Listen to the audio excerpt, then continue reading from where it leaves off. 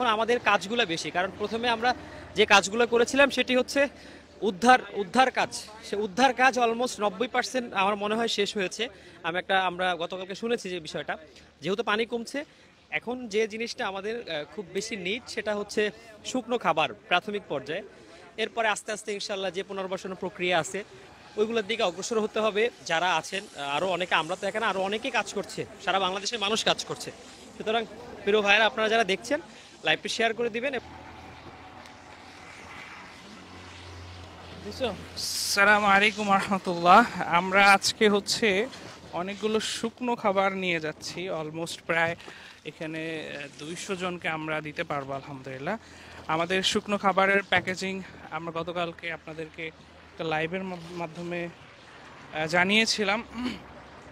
আমরা গতকালকে এগুলো রাতে প্যাকেজিং করেছি কুমিল্লা থেকে, যেহেতু ফেনীতে কোনো কিছু পাওয়া যাচ্ছে না, সুতরাং আমরা শুকনো খাবারগুলো কুমিল্লা থেকে কালেক্ট করে এখানে এই যে আর্ট নার্সিং কলেজ, এখানকার স্টুডেন্টরা আমাদেরকে হেল্প করেছিল, আমরা এখান থেকে কালেক্ট করে এগুলো নিয়ে যাচ্ছি। তো আমাদের প্যাকেজে আলহামদুলিল্লাহ আমরা শুকনো খাবারের পাশাপাশি আমরা রেখেছি হচ্ছে স্যালাইন, মোমবাতি সহ অনেকগুলো আইটেম দিয়েছি আমরা। এখানে স্যালাইন আছে, মোমবাতি আছে, সেই সাথে এখানে মুড়ি আছে, বিস্কিট দিয়েছি আমরা, পানি দিয়েছি আমরা। বলা যায় যে শুকনো খাবার এবং মোটামুটি 1-2 দিনের একটা ব্যবস্থাপনা আমরা দেওয়ার চেষ্টা করেছি ইনশাআল্লাহ। এই মুহূর্তে আসলে ফেনীতে সব থেকে বেশি প্রয়োজন, আমাদেরকে প্রতি মুহূর্তে SMS করছে যে আমাদের শুকনো খাবারের প্রয়োজন।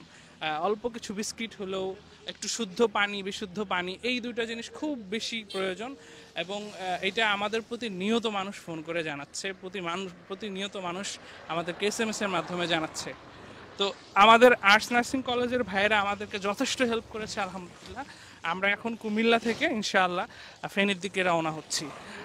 আমি আপনারা যারা ত্রাণ নিয়ে আসতেছেন সবাইকে অনুরোধ করব, ফেনীতে কোনো কিছু পাওয়া যাচ্ছে না, আপনার কুমিল্লা থেকে অথবা ফেনীর আশপাশে কোনো শহর থেকে কালেক্ট করে নিয়ে আসবেন, অথবা দূর থেকে ঢাকা থেকে যারা আসছেন তারা কিন্তু সব কিছু রেডি করে নিয়ে আসতে হবে, আদারওয়াইজ আপনাদের জন্য কষ্ট হয়ে যাবে।